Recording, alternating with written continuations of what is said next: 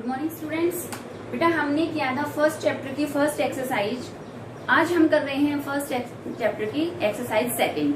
ठीक है, first chapter में आपने प्राइम ये आपको एचसीएफ निकालना सब कुछ अच्छे से आ गया होगा। ठीक है, एक सम आपको होमवर्क के लिए दिया था, सभी ने कर लिया होगा।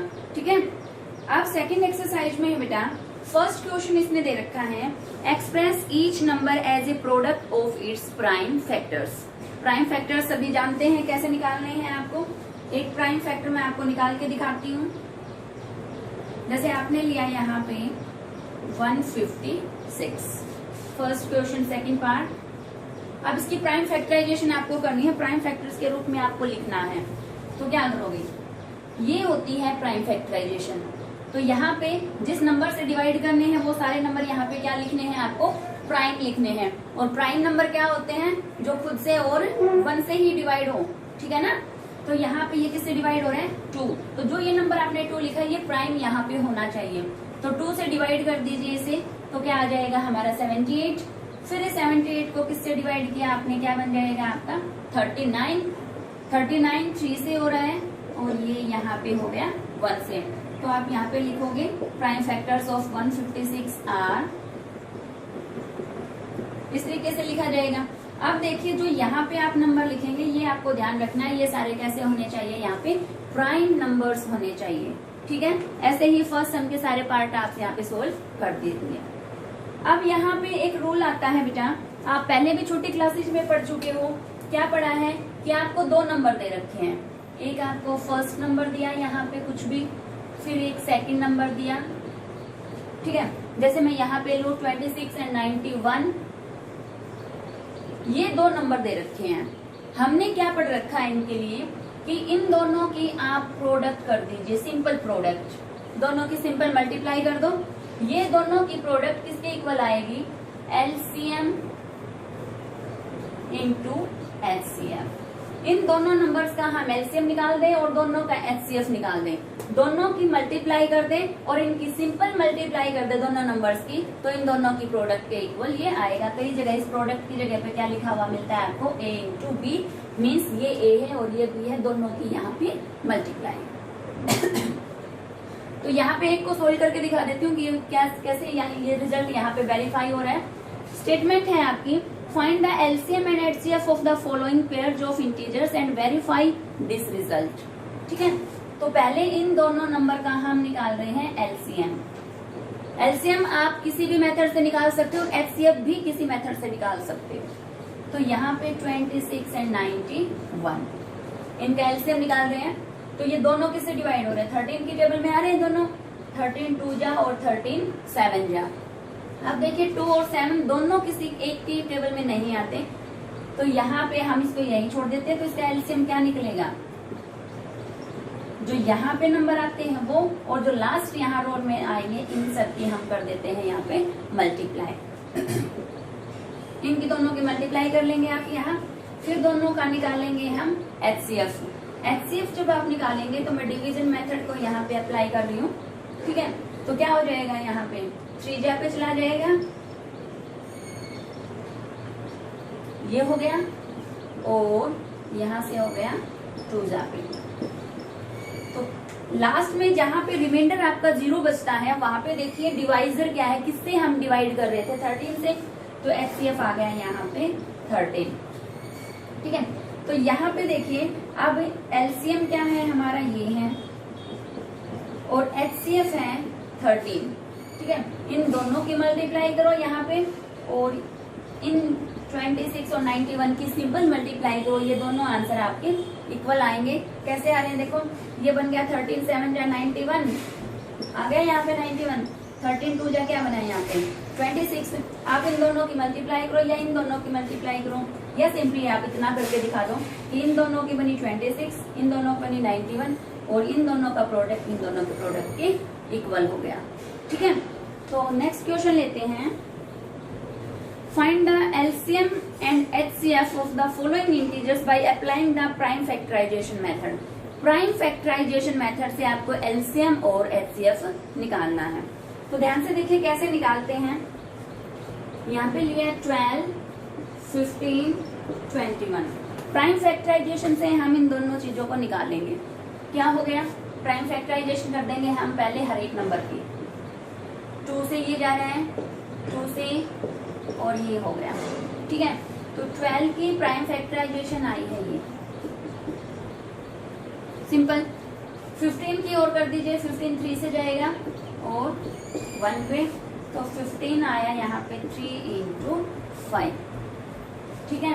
आप 1 लगाना चाहो सबके साथ 1 लगा सकते हो, छोड़ना चाहो छोड़ सकते हो। 3 से ये जाएगा, 3 7 आया 21 के लिए। अब हम निकाल रहे हैं इनका HCF और LCM। बिल्कुल ध्यान से देखना, दोनों को एक ही ट्रिक से कर देंगे। अब यहाँ पे जो इसके ये नंबर आए हैं इनको हम पावर फॉर्म में करेंगे चेंज। तो यहाँ पे देखिए, यहाँ पे है 2, 2 बार आया है, तो यहाँ पे लिखेंगे 2, और जितनी बार ये आया है ये उसके लगा देंगे पावर। 3 एक ही बार आया है, तो एक तो देखो यहाँ पे प्राइम फैक्टर 3 आया है, कितनी बार आया है, एक बार आया है, एक बार आया है, तो इसकी पावर 1 हो जाएगी यहाँ पे, और 1 हमारा एज इट इज यहाँ पे रखा रहेगा, ठीक है। अब इसको लिखो, 3 एक बार आया है और 5 भी एक बार आया है, 1 एक ही बार है। इसको लिखोगे 3 1 टाइम, 7 ऑल्सो 1 टाइम एंड 1। अब आपको ध्यान रखना है कि जब हम LCM निकालेंगे, क्या निकालेंगे, LCM, तो यहाँ देखिए जितने भी फैक्टर इन तीनों में आए हैं उन सब की हमें मैक्सिमम पावर को यहाँ पे लिखना है। तो यहाँ देखिए हमारी प्राइम फैक्टराइजेशन में प्राइम फैक्टर्स कौन कौन से आए हैं, 2 आया, 3 आया, 5 आया और 7 आया है सभी नंबर्स में। तो यहाँ पे देखिए 2 की मैक्सिमम पावर सारे के इन तीनों में से 2 की मैक्सिमम पावर क्या है, 2 है, ठीक है। 3 की मैक्सिमम पावर क्या है, सभी में 1 ही है, तो 1 ही रहेगी। 5 की मैक्सिमम पावर क्या है, 1 ही है, और 7 की 1, और ये 1 लगाओ चाहे मत लगाओ। अब इन सबको सोल्व कर दीजिए, ये आ गया यहाँ पर हमारा LCM। समझ आया, हर एक फैक्टर का देखना है कि देखो तीनों की प्राइम फैक्टराइजेशन में जितने भी प्राइम फैक्टर आए हैं सभी की मैक्सिमम पावर को यहाँ मल्टीप्लाई करना है। क्लियर हो गया सबको। अब जब आप HCF करोगे तो HCF में लिस्ट पावर लोगे, सबसे छोटी पावर, ठीक है, सबसे छोटी पावर लेनी है, और जो तीनों में जो प्राइम फैक्टर है उसकी लेनी है। LCM में तो हर एक प्राइम फैक्टर की लेनी है, और HCF के अंदर जो तीनों में है उसकी सबसे छोटी पावर लेनी है। देखो 2 तीनों में नहीं है तो 2 को नहीं लेंगे यहाँ पे। 3 तीनों में है तो 3 की सबसे छोटी पावर क्या है, 1 ही है यहाँ पे, तो ये हो गया। 5 नहीं है और 7 नहीं है, तो हमारा HCF क्या आया यहाँ पे, 3 आ गया, ठीक है। तो LCM आ गया हमारा, HCF आ गया बाय प्राइम फैक्टराइजेशन मेथड, ठीक है। नेक्स्ट सम लेते हैं अब यहाँ पे।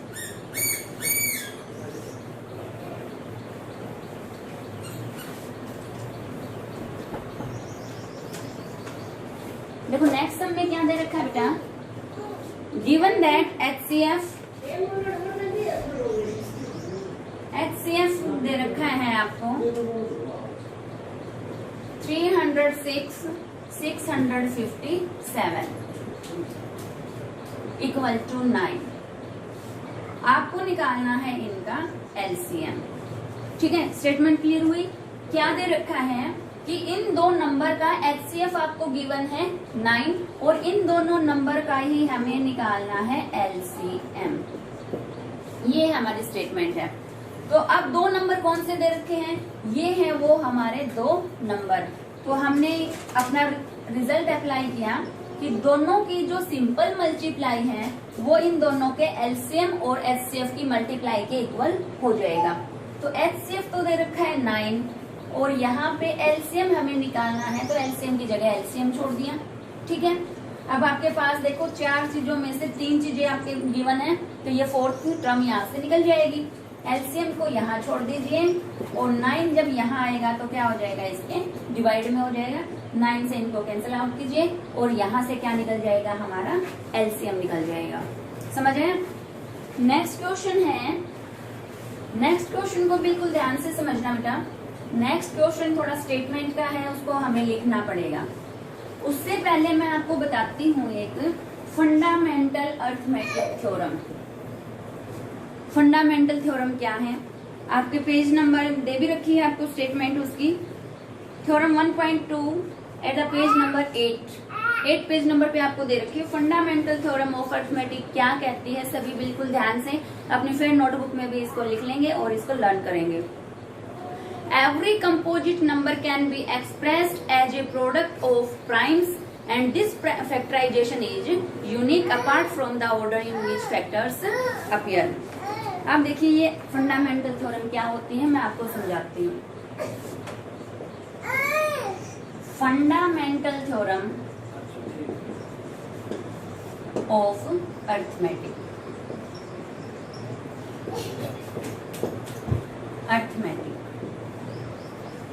एवरी कंपोजिट नंबर क्या होता है? जिस नंबर के 3 फैक्टर हो, मतलब खुद से डिवाइड हो, 1 से डिवाइड हो और किसी तीसरे नंबर से कम वो डिवाइड हो, कम से कम 3 फैक्टर उसके हों। ठीक है, तो यहाँ पे जैसे मैंने ले लिया 15। अब इसने कहा कि जो ये कंपोजिट नंबर है, जब आप इसकी प्राइम फैक्टराइजेशन करोगे तो जो ये प्राइम फैक्टर्स इसके आए, हर एक composite number unique prime factors की प्रोडक्ट में लिखा जा सकता है। ये हमारी फंडामेंटल थ्योरम है कि जो कंपोजिट नंबर है इसके जो ये प्राइम फैक्टर हैं ये कैसे हैं? हमारे यूनिक हैं और कोई भी कंपोजिट नंबर प्राइम्स की मल्टीप्लाई के रूप में लिखा जा सकता है। समझ आया?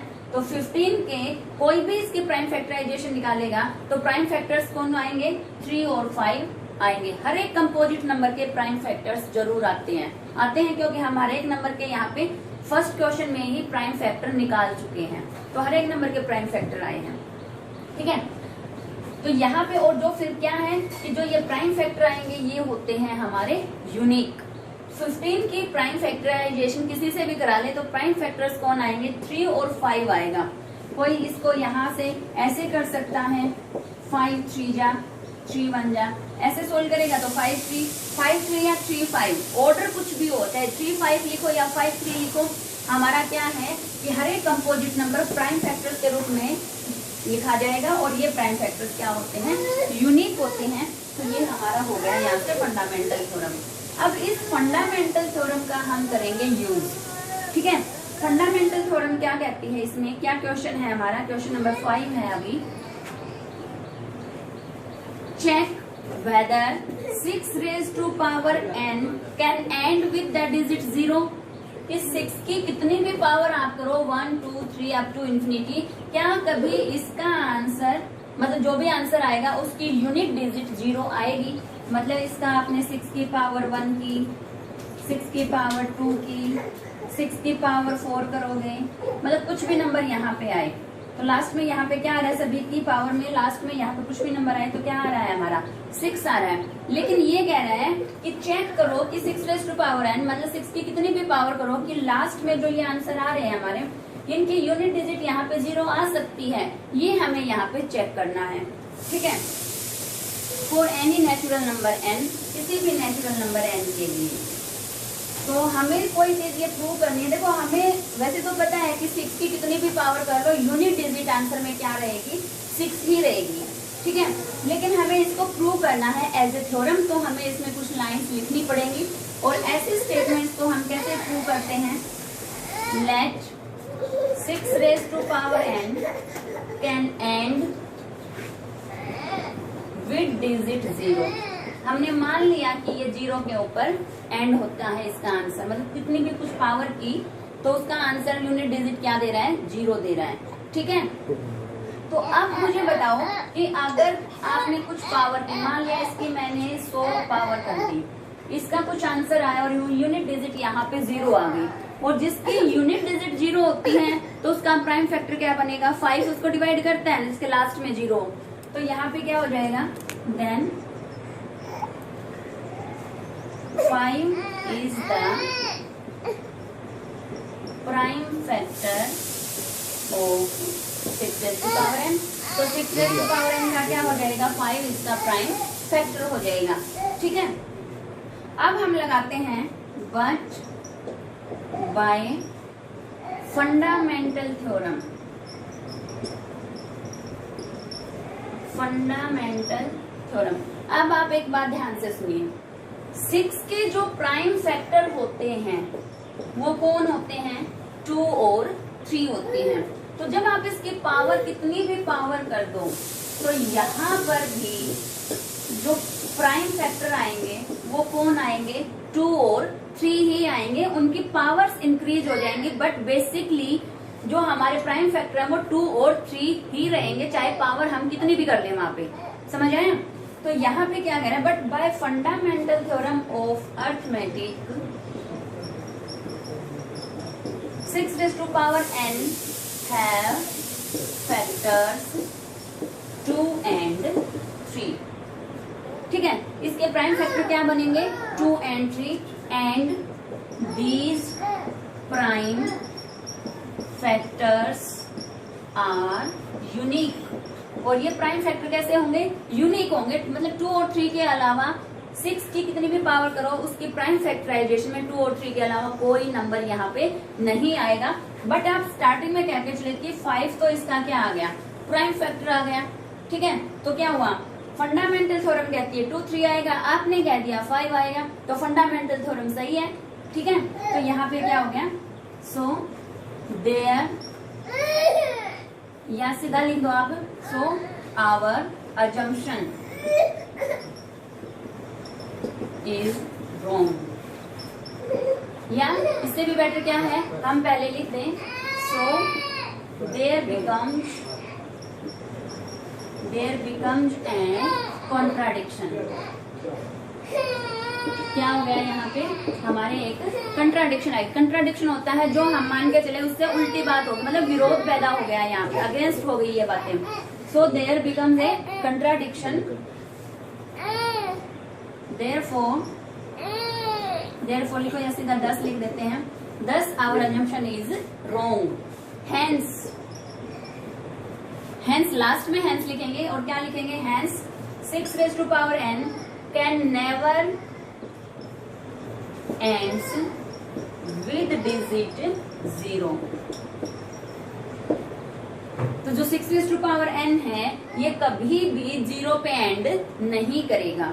ठीक है, पहले हम मान के चले कि ये मान लिया कि 6 raised to power n and किस पे करता है? 0, इसकी एंडिंग यूनिट डिजिट आती है। फिर आपने कह दिया कि लास्ट में 0 आता है तो 5 इसका प्राइम फैक्टराइजेशन होगा। बट फंडामेंटल थ्योरम क्या कहती है कि 6 raised to power n के कितनी भी पावर कर लो, प्राइम फैक्टर्स क्या रहेंगे? हमारे 2 and 3 ही रहेंगे। तो अब और ये क्या कहती है कि यूनिकनेस ऑफ प्राइम, जो फंडामेंटल थ्योरम की यूनिकनेस है वो कहते हैं कि ये 2 और 3 यूनिक होंगे, इनके अलावा हो ही नहीं सकते, इसके प्राइम फैक्टर नहीं हो सकते। तो ये बात तो हम मान के चले हैं, तो जो हम मान के चलते हैं वो जरूरी नहीं है कि वो सारी सही ही हो। फंडामेंटल थ्योरम हमारी प्रूव्ड स्टेटमेंट है, तो ये सही बात है। तो जो हम मान के चले थे मतलब हम वो गलत मान के चले थे। तो जो मान के चले और जो हमारी फंडामेंटल थ्योरम ने कहा वो दोनों बातें एक दूसरे को अपोज कर रही हैं, तो क्या हो गया? वहां पे एक कंट्राडिक्शन बन गई है।